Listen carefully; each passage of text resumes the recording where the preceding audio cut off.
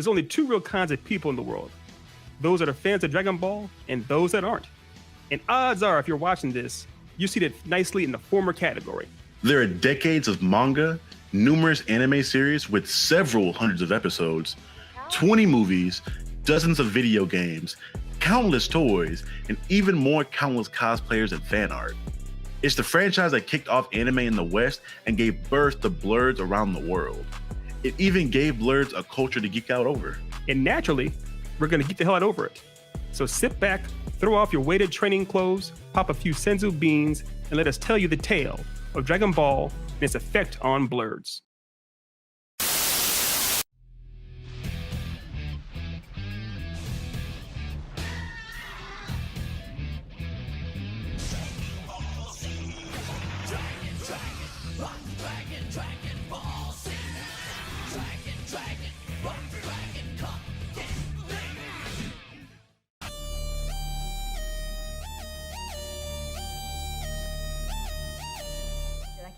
Toriyama Akira さん、今日のお客様です。どうも。こんにちは。よくいらしてくださいました。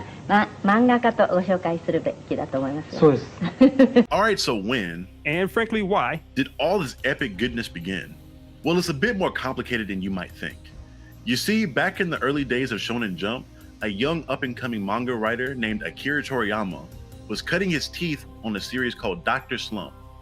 This series was successful, but Toriyama wasn't really a fan of the episodic nature and wanted to do something more fun. As fun would have it, the powers that be at Shonen HQ decided to allow Toriyama to develop a brand new series of his own design, but it had to be better, by which I mean more lucrative, than Dr. Slump. Thus, a young and very giddy Toriyama, alongside his editor, Torishima, went to work trying to think of something better. And I mean anything better. Ironically enough, this dynamic duo of drawn dynamicism couldn't come up with a damn thing. And so Torishima was ready to pull the plug entirely. But before history was changed forever and we all ended up in the darkest timeline, Toriyama had his editor over to his place one last time for one last jam session. Ooh, sounds ominous. Ominous or not, the two weren't really jammy. Not even a little. They still couldn't think of anything, at least not until Toriyama's wife showed up. Yeah, let's just call Mrs. Toriyama the hero of this little story.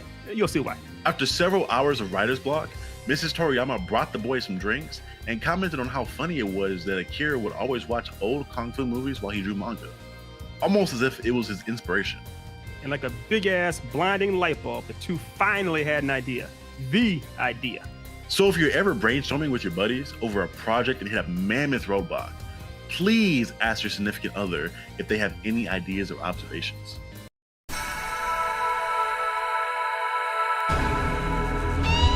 Upon its official release in 1986 in Japan's national TV broadcasting system, Dragon Ball was very well received. It quickly became a massive hit on Japanese airwaves and birthed a whole new fan base and ample merch. The East embraced Toriyama and Torishima's creation with open arms. The West, not so much. Yeah, and spoiler alert, me, Charlie, and a vast majority of blerds are in the West. I mean, technically, Charlie is in the South, which is a whole nother thing. You ever been in Georgia? Good God, places like a... You see, in the 80s, any and all animated series were aimed exclusively at children. And Dragon Ball had a few things that parents deemed, well, questionable. Yeah. So first off, Dragon Ball had a lot of violence. Like a lot. And a lot of said violence featured kids getting beaten up and out. We all think of Goku as a broken Mega Super Saiyan God Super Saiyan. That's literally one of his power levels. But back in the day, he was just a pup that took a lot of L's. I mean, even when little Goku won, he would still get popped upside the head by Yamcha, OG Piccolo, or even damn Krillin. Krillin throwing hands aside, the series also featured a lot of other inappropriate material. Subject matter that traditionally wasn't aimed at adults fond of raunchier humor and... sex jokes. Just say sex jokes. Damn, man. What? Am I lying? Man, that ain't the point. It's about showing respect to my man Toriyama's work in his extensive lore. Lore? I ain't no Roshi panty reading ass Bulma. What's so secret to you, bud? Man, Needless to say, many parents were opposed to showing the series in its original form to their children. Right on. Hence the bastardizations, aka kid-friendly super crap. Yeah, but the first bastardization translation of Dragon Ball to Reach Our Shores was actually a Nintendo game from 1988. It was pretty rough to say the least, for various reasons, they stripped the game of its original license and made some changes. Lots of changes. They removed the overall IP, which meant a horrible translation of the story and changed the look of every character that made an appearance. And oh yeah, they called the game Dragon Power. I mean, god damn, they couldn't even get the name right? The hell are we doing out here, man? Needless to say, the game bombed. However, 6 years later, Funimation would try again. They bought the rights to the original series, left them relatively unchanged, and debuted the first 13 episodes on North American Airways. Yeah. And this is how my old ass was originally introduced to Dragon Ball and Goku and flying combat at light speed. And I loved it. I friggin' dug it. But it bombed too. Despite it now being the early 90s, the show was still really unusual for the West. Yeah, I'm moving. Like now. Can you park behind me? Whoa, hold up now. Funimation wasn't done just yet, man. They knew the show was still golden even if we didn't. So they just decided to get the stuff they thought we would like. You talking about the Z? Are you talking about the Z? I'm talking about the Z.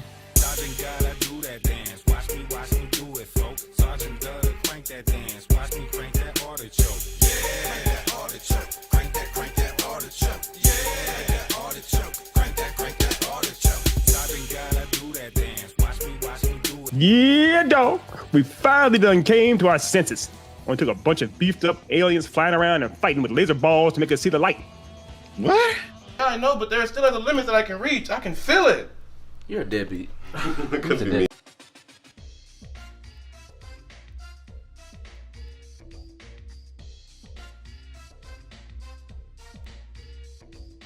Me watching Dragon Ball, it was really fun because they were like screaming and fighting and powering up. So yeah, I kind of liked it. I like the fighting and the aggressiveness and things like that. So especially Dragon Ball Z, because back in the day, the DBZ was like more brutal than it is now. Damn. I feel like it's for like a lot of people, like it was like the usual way. Toonami, like I was randomly, Cartoon Network was the spot. Like that was like the go-to channel. And Toonami would come on like middle of the day right after school, and Dragon Ball Z was on that. And I remember being like, this is kind of like Pokemon, because I've already watched Pokemon, but like it was even more intense and cooler. And I was in from jump. Like I was like, what the, I was trying to look it up, like, but I didn't really know how to use the internet. So I was like, yo, any of y'all know about this show where people screaming, but it just kept on coming on Toonami, and I was like, all right, I'll just watch it. And it was like Dragon Ball Z, and I was like, nah, this is fire. My first thoughts, like, one of the dopest things to ever come out ever in life. August 31st, 1998 will forever mark the true dawning of blerd culture. It was when Dragon Ball Z left the minor leagues of random syndication and found its way to Cartoon Network, or more specifically, Toonami.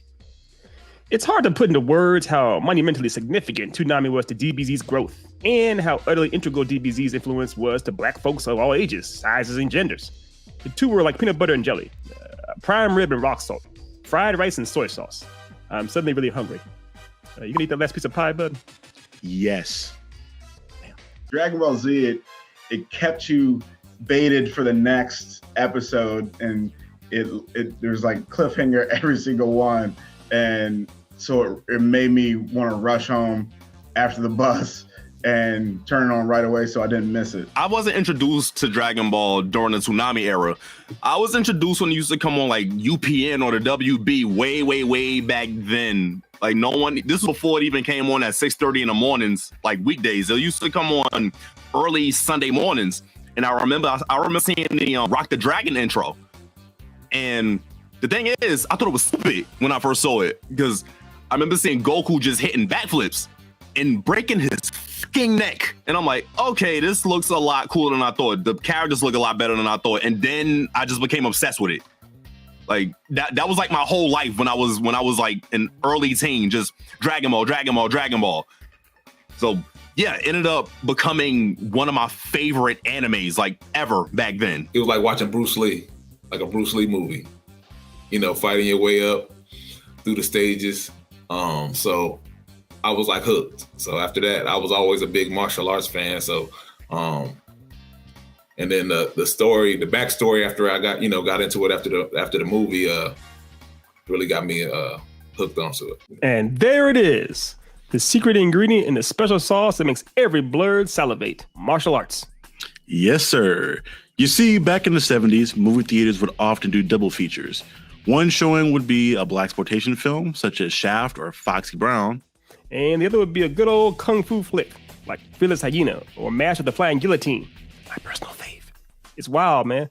A one-armed dude is fighting this old man with crazy eyebrows. Not really sure how the guy lost his arm, though.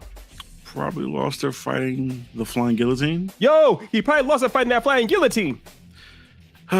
Anyways, the blaxploitation era of cinema and the Shaw Brothers style action films were a perfect match. Back in the day, early blerds would go to be empowered by people that looked like us and had similar struggles to us. And you'd end up being empowered by the badasses being all kinds of badass from the Far East. I mean, Richard Roundtree being a bad mother with a hand cannon was great, but this dude was throwing around a damn guillotine, man. Look at him. That beautiful, crazy-eyed bastard. Beautiful, crazy-eyed bastards aside, the high-octane action resonated with the early blerds like no other genre ever had. We could see ourselves in the brothers and sisters from the Far East, and we wanted more. I would say Dragon Ball has made me a little bit, it I don't know, it's impacted me a lot. You know, it's the driving force. I have this drive to want to do better, be better, act better, and achieve things that I think that I would never achieve. My entire brand, Black Bulma, is inspired by Dragon Ball. Bro, I think it like changed my life, honestly. Like it without Dragon Ball Z, I would have not gotten into anime, and anime was my entryway into a lot of things. Like I feel like Pokemon is what really got me into video games, and I kind of saw myself like, you know, playing more games and like, you know, watching more anime. But Dragon Ball Z is like, when I saw Dragon Ball Z, I just kept on comparing other anime to that, and I was like, oh, this is like Dragon Ball Z. And for a while, I would continue to, like, whenever I was describing an anime that I liked, but I didn't know that it was an anime, I'd be like, oh, it's like Dragon Ball Z. The landscape of animation in the 90s was starting to evolve. Audiences wanted more nuanced narratives that featured characters growing through adversity instead of the episodic one-off fantasies of the past. We saw it in more grounded takes with Bruce Timm's Batman, the animated series, the mature themes featured in Fox's The X-Men, and even the inner turmoil of Peter Parker and Spider-Man. And DBZ was no exception. Right on. As much as I love the over-the-top throwdowns, the fact that these fights had consequences made them even better. In this world, when cats got punched, they got punched. When they got hit by a special beam mega laser, they got a hole up in their damn chest. When they got killed, well, they got killed. I mean, for a while anyways. You know, aside from the whole Dragon Ball wishing stuff. Even with the broken Deus Ex Machina of the Dragon Balls, the series still had stakes that were rarely seen in the animated series. The heroes didn't triumph at the end of every episode with a quick swing of their sword. They suffered. They got beat and they lost. A lot. So much so that the arcs in the series were even named after the villains. Stomp 'em in the nuts. We'll stomp 'em in the nuts. We'll stomp 'em in the nuts. I'ma stomp 'em in the nuts. And I started thinking to myself, man, what did he do to make them niggas that mad? The Saiyans, Frieza, Android 17 and 18, Cell, Boo, these guys were larger than life and damn near unbeatable for several episodes on end. We didn't tune in to watch the heroes win. We watched to see how they'd survive. Yeah, for a power fantasy, DBZ didn't always show his characters looking all that powerful. Matter of fact, it usually showed them looking downright busted. I mean, we all love us some Vegeta, but remember this?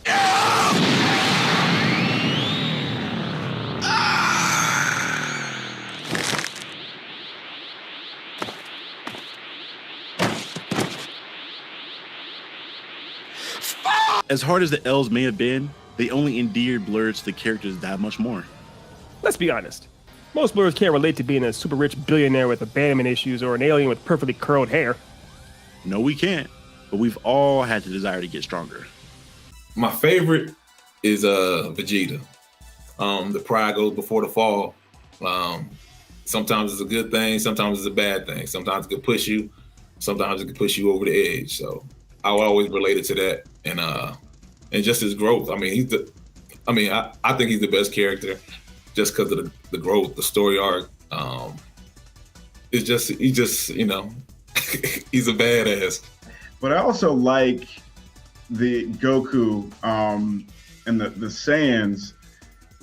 specifically the getting beat up part. I really like that he would get beat up and then get stronger from it, and I really like that in a character. Even today, like a lot of like live action movies, where I really appreciate the protagonist that gets their lickings, you know, and then comes back harder. Every blurred has their favorite character in DBZ. Some are Team Goku, some are Team Vegeta, some are even Team Krillin. With such an overwhelming and dynamic cast, there's virtually someone for everybody. And not just the heroes. Like we said before, this show is a showcase for the baddies. And blurs love a good baddie. You know, I mean a bad guy that's good. That being bad. You know, like a well done, whatever. Yo, you all right? Nah, man, my head's starting to hurt a little bit. I know, bud. Why don't you just go lie down, Tom? Thank you. Just like every blurred has a favorite character in the series, we also have a favorite arc for one reason or another. It's what made the show so iconic and created an entire lifestyle. Our lifestyle. Whether it be the first iconic transformation into Super Saiyan during the Frieza saga, or even Gohan taking up the mantle to put down Cell in the Cell games. Or maybe watching Vegeta sacrifice himself for his family in the Buu saga. There's no wrong... Or the part where Piccolo sacrificed himself for Gohan during the Saiyan saga. Yes. Right, like I was saying, there's no... Wait. When Vegeta goes Super Saiyan for the first time. Yep. There's also that. The point is, we're grateful for... Or the part where Trunks does that crazy shit with his hands against Mecha Frieza. You know, he's all like, shoot. God damn, man, are you gonna let me finish this shit or not? Sorry. You know, man, And of course, I know the damn part with his damn hands. Everybody knows Trunks' hands. There's like 1 million TikTok videos of that shit. Yep, you're right. My bad. See, you know, sometimes I get a little carried away. You know. No, it's all good. Matter of fact, I got some Trunks hands for you right now with your little excited ass. We talking about, man. Wait, hold on. It's cool. It's all good. What are you doing? Hey, chill, man. Chill, Charlie.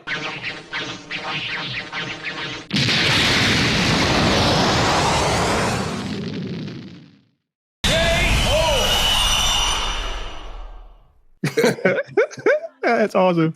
I'll edit this part out, but I remember one time, this was back in the day, like, I think it was your senior year. Yeah, I think it was your senior year, but me and my pops, I think my mom's came to one of your games at Millbrook, and you lost it. You were angry about something, and you didn't know we were there, and then you were talking to White, like, why did you tell me your family was watching me? So yeah, I've seen you go full Vegeta Saiyan on the court before a couple times. Yeah. Exactly. Yeah, Vegeta. I feel like before, when I was younger, Gohan resonated with me the most because he was like the younger dude. But as I got older, Vegeta, I love his growth, and I love watching. I like his whole story of, like, you know, you could start off being savage, but you could still change for the better, you know? And and I like his drive. I like his motivation, and I like, though it's kind of toxic, I feel like his pride also fuels him, and I like that pride, bro. Like, but Vegeta, I just vibe at his mentality. When he goes off on his rocker sometimes because he's like, I'm the ultimate Saiyan, like, nah, chill, bro. That's when he loses me. But for the most part, me and Vegeta like this. All right, last question. Even when he's blowing up planets? You know, we don't talk about that. you know, that was savage Vegeta. You know, now he's with Bulma. He got a son. He apologized to the Megans. He was like, I'm sorry for like wilding out. You know, I'm gonna protect y'all now. You know, so it's all cool. There's so much to be found. We can't find paradise. All we have to do is go free your soul.